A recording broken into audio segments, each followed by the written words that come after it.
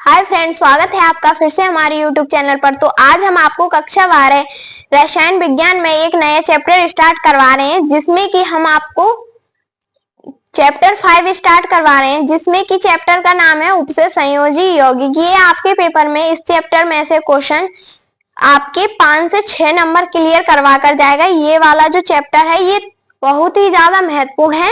तो आज मैं आपको इस चैप्टर का इंट्रोडक्शन करवाऊंगी, मतलब इस चैप्टर का शुरू का प्रोसेस बताऊंगी, जो कि आपको देखना बहुत ही जरूरी है। जब आप शुरू की चीज देखोगे तो आपको आगे का समझ में आएगा। और अगली जो महत्वपूर्ण टॉपिक रह गए हैं वो हम आपको अगली क्लास में करवा देंगे, जैसे कि लिगेंड रह गए हैं। लिगेंड आपके पेपर में 3 नंबर के आते हैं और IUPAC नेमिंग है वो आपके 5 नंबर में भी आ सकती है, 2 में भी आ सकती है। तो आपको उसे याद जरूर कर लेना है। तो चलिए अब वीडियो को स्टार्ट करते हैं। हमारा पहला टॉपिक लिखा है, यहाँ पर लिखा है उपसे संयोजक यौगिक, या फिर इसे हम बोल सकते हैं संकुल आयन। तो इसकी थ्योरी क्या है, इसे हम 2 प्रकार से लिख सकते हैं। पहले यहाँ पर देखते हैं संकुल आयन किसे कहते हैं या फिर उपसे संयोजी यौगिक किसे कहते हैं। तो इसकी थ्योरी में लिखा है ऐसे यौगिक, या फिर थ्योरी नहीं पढ़कर मैं आपको ऐसे ही समझा देती हूँ। कुछ यौगिक ऐसे होते हैं जो कि जल में घुल जाते हैं, जैसे कि हम चीनी का एग्जाम्पल ले लेते हैं और फिटकरी का ले लेते हैं। अगर उसे हम जल में घोलेंगे, डालेंगे, तो वो क्या हो जाएगी, पूर्ण तरह क्या हो जाएगी, आयनित हो जाती है, मतलब घुल जाती है। लेकिन जो संकुल आयन होते हैं वो पानी में घुलते नहीं हैं, और बल्कि जो उनका अस्तित्व होता है, जैसे कि हम रेता ले लें, जैसे कि रेता है, ये क्या है, एक संकुल आयन है, मतलब उपसे संयोजी यौगिक इसे हम एक तरीका से मान सकते हैं। जैसे कि हम चीनी को डालेंगे, चीनी घुल जाएगी, लेकिन हम रेता को डालेंगे या फिर किसी कंकड़ को डालेंगे तो वो नहीं घुलेगा और उसका अस्तित्व क्या रहेगा, बना रहेगा। तो उसको ही हम क्या कहेंगे, उपसे संयोजी यौगिक। ऐसा ही इसी थ्योरी में लिखा है। यहाँ पर लिखा है ऐसा यौगिक जिसे जल में घोलने पर आयनित या फिर वियोजित नहीं होता है तथा अपना अस्तित्व बनाए रखता है, उसे उपसे संयोजक यौगिक या संकुल यौगिक कहते हैं। इसकी संरचना क्या होती है, जटिल होती है। तो इसका हम एक आध एग्जाम्पल लिख लेते हैं। यहाँ पर लिखा है K4FeCN का होल 6, ये हो गए ब्रैकेट में बंद। ये इसका दूसरा एग्जाम्पल है, जिसमें क्या है 3- नेगेटिव चार्ज है इसके ऊपर, CONH3 का होल 4, फिर है 3 नेगेटिव चार्ज।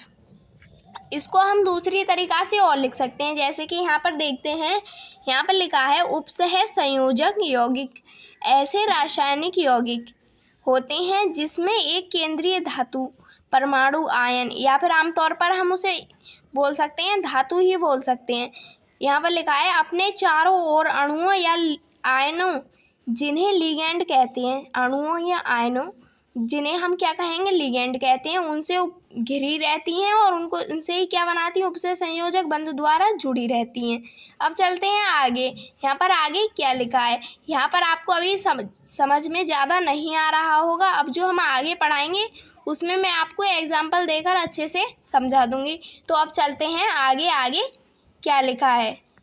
तो यहाँ पर हमारा टॉपिक है अगला है, आगे लिखा है उपसे संयोजी बंध। हमने उपसे संयोजी यौगिक पढ़ लिए थे, अब क्या है उपसे संयोजी बंध किसे कहते हैं, ये आपसे पूछ सकते हैं, पेपर में आ सकता है ये, लेकिन ज़्यादा इम्पोर्टेंट नहीं है। आप फिर भी आपको चैप्टर की स्टार्टिंग में ये सब तो पढ़ना ही पड़ेगा। तो यहाँ पर लिखा है जब किन्हीं 2 परमाणुओं के मध्य के बीच, मतलब जब किन्हीं 2 जो परमाणु होते हैं, एटम्स होते हैं, उनके बीच जो इलेक्ट्रॉन होते हैं उनके पेयर आदान प्रदान तथा उसी इलेक्ट्रॉन की साझेदारी से जो बंध बनते हैं, जैसे कि एक इलेक्ट्रॉन है वो अपने इलेक्ट्रॉन दूसरे को दे देता है, तो उनका जो साझेदारी होती है ना, तो उनके अंदर क्या बन जाता है, एक बॉन्ड बन जाता है। उसको ही हम क्या कहेंगे, कोऑर्डिनेशन बॉन्ड कहते हैं। एक परमाणु, जैसे कि हम लिख रहे हैं यहाँ पर एग्जाम्पल में, एक परमाणु एक इलेक्ट्रॉन युग्म प्रदान कर रहा है, जैसे कि ये नाइट्रोजन है, ये नाइट्रोजन अपने 2 इलेक्ट्रॉन किसको दे रहा है, बोरॉन को। अब यहाँ पर हमने आपको जो पिछली क्लासेस में इलेक्ट्रॉनिक विन्यास बताया था KLMN वाला, वो आपको इसमें अप्लाई करना है। मतलब इसमें इलेक्ट्रॉनिक विन्यास आप यहाँ पर समझ रहे होंगे कि नाइट्रोजन का तो परमाणु नंबर 7 है, तो यहाँ पर इसमें तो सिर्फ 5 ही जुड़े हुए हैं इसके इलेक्ट्रॉन, तो यहाँ पर 7 क्यों नहीं है? तो आप यहाँ पर मैं आपको बता दे रही हूँ, अगर नहीं देखा है तो आपको पिछली क्लासेस देखनी होगी। यहाँ पर हम इलेक्ट्रॉनिक विन्यास करते हैं KLMN में, इसमें भरे जाते हैं, K में भरे जाते हैं 2 और L में भरे जाते हैं 8 और M में कितने भरे जाते हैं 18 और N में कितने भरे जाते हैं 32। यहाँ पर हम नाइट्रोजन का नंबर कितना है 7 नंबर है, तो इसके इलेक्ट्रॉनिक विन्यास करेंगे तो क्या हो जाएगा, K में 2 भरे जाएंगे और बचे कितने 5, 2 5 कितने हो गए 7। तो जो लास्ट वाले बचते हैं हम वो ही इलेक्ट्रॉन लिखते हैं। यहाँ पर देखो 3 तो इससे हाइड्रोजन जुड़े हुए हैं क्योंकि इसमें NH3 का वो बनाया है, इसमें लोन पेयर ऑफ इलेक्ट्रॉन बची हैं 2 जो कि खाली हैं।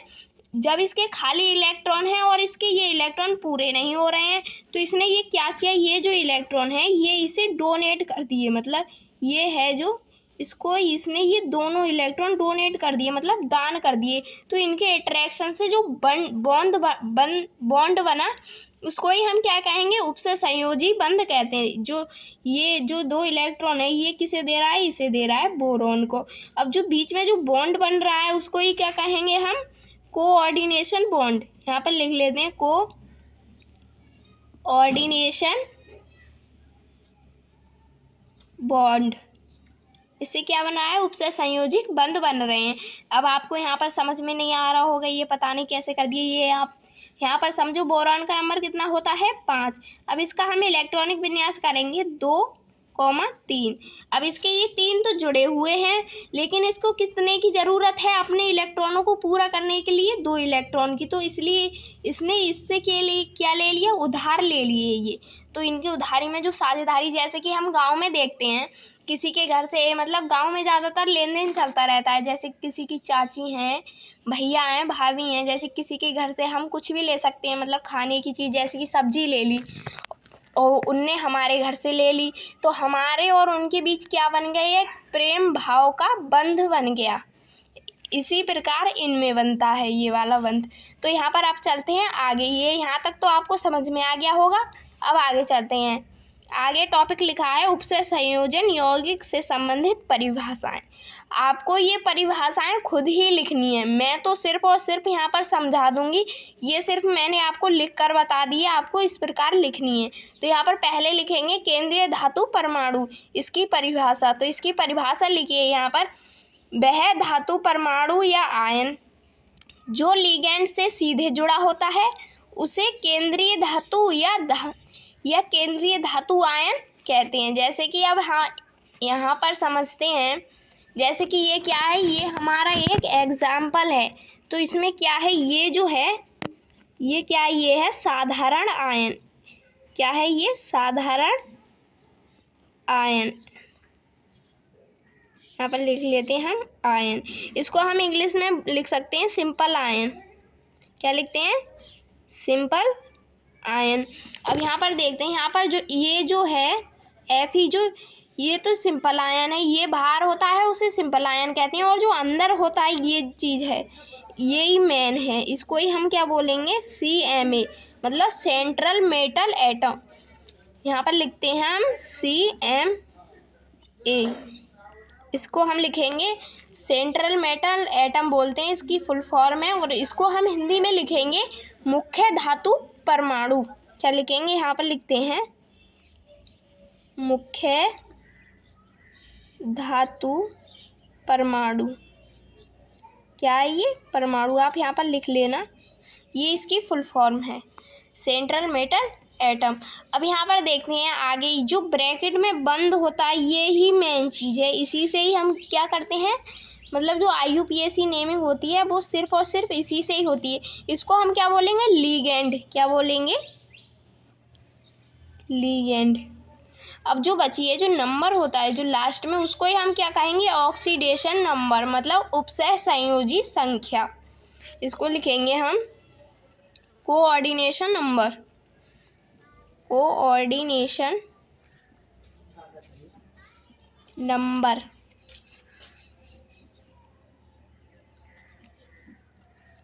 ये जो इसकी संख्याएं होती हैं इसको हम बोलेंगे कोऑर्डिनेशन नंबर। अब यहाँ पर जो हमने ये वाली परिभाषा बताई है केंद्रीय धातु परमाणु, ये वाली परिभाषा इस चीज़ की है क्योंकि ये Fe है ना अंदर, इसकी ही ये परिभाषा है। अब आपको ये जो बचे हुए टॉपिक हैं जैसे कि लिगेंड है और ये कोऑर्डिनेशन नंबर है, इसकी परिभाषाएं खुद ही लिखनी पड़ेगी। ये देखो लिगेंड की हमें लिखनी है, जो लिगेंड सेंट्रल मेटल एटम को एक आयन दान करता है, मतलब इलेक्ट्रॉन युग्म डोनेट करता है, उसी को ही हम क्या कहेंगे, लिगेंड कहते हैं। और जो बचा हुआ है इसका ऑक्सीडेशन नंबर, जो इसको बोलेंगे हम, जो लिगेंड के पास में जिसकी संख्याएं होती हैं उसको ही हम क्या बोलेंगे, कोऑर्डिनेशन नंबर। अब चलते हैं आगे। यहाँ पर आगे क्या लिखा है, यहाँ पर अगला टॉपिक लिखा है कॉम्प्लेक्स आयन, जिसको हम बोलेंगे संकुल आयन या जटिल आयन। इसकी थ्योरी में लिखा है संकुल आयन वह आवेशित मूल अणुओं या लिगेंडों के उपसे संयोजक बंध द्वारा संयोजन से क्या होते हैं, बने होते हैं। आपको यह वाला तो समझ में आ गया होगा क्योंकि इस पर मैं ज़्यादा फोकस कर रही हूँ, क्योंकि इसकी जो परिभाषा है वो आपको खुद ही लिखनी है। यहाँ पर एक मिस्टेक हो गई, यहाँ पर मुख्य की जगह आपको लिखना है केंद्रीय धातु परमाणु। क्या लिखना है, केंद्रीय, तभी तो यहाँ पर ये वाली परिभाषा बनेगी जो मैंने बनाई है, केंद्रीय धातु परमाणु लिखनी है। ये आपसे बहुत ही कम पूछा जाता है, ये सिर्फ और सिर्फ मैंने आपको शॉर्ट फॉर्म में बता दिया है, सिर्फ और सिर्फ समझाने के लिए। जो यहाँ होता है उसे हम बोलेंगे साधारण आयन, सिंपल आयन, और जो इधर होता है, जो बीच में होता है, उसे बोलेंगे हम केंद्रीय धातु परमाणु, जिसको हम इंग्लिश में बोलते हैं सेंट्रल मेटल एटम। और जो बीच में होता है ब्रैकेट में बंद, उसको हम बोलेंगे लिगेंड। और लिगेंड क्या करता है, जो इलेक्ट्रॉन युग्म होते हैं, जैसे कि इसके पास इलेक्ट्रॉन युग्म है, ये अपने इलेक्ट्रॉन युग्म को CMA को क्या करता है, डोनेट करता है, मतलब प्रदान करने की क्षमता होती है, उसको ही हम क्या कहते हैं, लिगेंड कहते हैं। और जो इसकी नंबर, जैसे कि आप इसकी नंबर का अगर लिखो तो ऐसे लिख देना कि वह संख्या जिसमें लिगेंडों के साथ जुड़ी होती है उसको ही हम क्या कहते हैं, कोऑर्डिनेशन नंबर, उपसय संयोजी संख्या कहते हैं। आपको यहाँ तक तो मैंने अभी पढ़ा दिया है। इसकी दो आप एग्जाम्पल लिख लेना, जैसे कि K4FeCN का होल 6, यहाँ पर ये क्या है, ब्रैकेट में बंद है। फिर है मैं इसमें लिखनी है FeCN होल 6, इसके पर क्या है, पॉजिटिव माइनस चार्ज है। ऐसा ही है, आप इसे चाहो तो लिख सकते हो वरना मत लिखना। आपको यहाँ पर एक दिखा दे रही हूँ, मतलब ये क्या है, ये एक इसकी आकृति है, जैसे कि ये FeCN का होल 6 है ना, तो ये CMA है। क्योंकि जो ये इसको CMA नाम क्यों दिया गया, क्योंकि ये बीच में है, जो बीच में रहता है ना, तो उसी को तो कहेंगे हम सेंट्रल मेटल एटम। ये बीच में रहता है और इसके चारों ओर क्या होता है, CN। लिगेंड चारों ओर से क्या होते हैं, बॉन्ड द्वारा इससे जुड़े होते हैं, जिसको ही हम क्या कहेंगे, उपसय संयोजी बंध कहते हैं। जैसे कि यहाँ पर लिखा है CN CN CN, ये कितनी बार लिखा है, 6 बार, क्योंकि यहाँ पर 6, अगर 7 होते तो हम 7 बार लिखते। तो ये है इसकी आकृति, आप चाहो तो इसे बना लेना। अब आगे चलते हैं, अगला टॉपिक है संकुल के प्रकार। संकुल कितने प्रकार के होते हैं, तो यहाँ पर आप लिख लेना, संकुल 3 प्रकार के होते हैं। कितने होते हैं, 3 टाइप, TYP संकुल होते हैं 3 प्रकार के। अब चलते हैं आगे, क्या क्या प्रकार हैं इसके। यहाँ पर लिखा है पहला प्रकार है धनायनिक संकुल, मतलब कैटायनिक कॉम्प्लेक्स। मतलब धनायन को हम इंग्लिश में बोलेंगे कैटायन और संकुल को बोलेंगे कॉम्प्लेक्स। तो यहाँ पर लिखना है वह संख्या, ये तो बहुत ही ईजी है, वह संख्या जिस पर धनायन का चार्ज होता है, मतलब पॉजिटिव चार्ज होता है, उसको हम बोलते हैं धनावेश। जैसे कि यहाँ पर इसका एग्जाम्पल है CONH3 का होल 6, इस पर कौन सा चार्ज है, 3 पॉजिटिव चार्ज है, तो इसको बोलेंगे हम धनायनिक संकुल। अब दूसरा टॉपिक है यहाँ पर ऋणायनिक संकुल क्या है, तो यहाँ पर आप लिखना है वह संकुल जिस पर ऋणायनिक चार्ज होता है या फिर निगेटिव चार्ज होता है, उसको हम क्या कहेंगे, ऋणायनिक संकुल कहलाता है। जैसे कि यहाँ पर है FeCN का होल 6, हमने एक ही एग्जाम्पल उठाए, यहाँ पर भी लिखा है और यहाँ पर भी लिखा है, ये FeCN का होल 6 ये वाला, इस पर कौन सा चार्ज है, निगेटिव चार्ज है, तो ये क्या हुआ, ऋणायनिक संकुल। अब यहाँ पर है उदासीन संकुल, न्यूट्रल कॉम्प्लेक्स, जिस पर कोई चार्ज नहीं होता है, उसे हम क्या कहते हैं, उदासीन। तो यहाँ पर लिखे हैं कुछ एग्जाम्पल जिन पर कोई सा भी चार्ज नहीं है, तो उनको तो उम्मीद है आपको वीडियो समझ में आ गई होगी, जिसमें कि हमने आपको कोऑर्डिनेशन बॉन्ड क्या होते हैं, उपसे संयोजी यौगिक क्या हैं, उसके बारे में बताया है। अगर आपके वीडियो समझ में आ गई हो और आप मेरी नई से नई वीडियो देखना चाहते हैं तो प्लीज हमारे चैनल को लाइक और सब्सक्राइब जरूर कर देना, जिससे कि हमारी जो हर वीडियो है, हम जितनी भी वीडियो बनाएं आपके पास जरूर पहुंचे और आप उसे सीरीज वाइज सीरीज देख सकें और आपके पेपर में नंबर अच्छे आ सके। तो हमारे चैनल को लाइक और सब्सक्राइब जरूर कर देना और वीडियो को पूरा देखने के लिए धन्यवाद।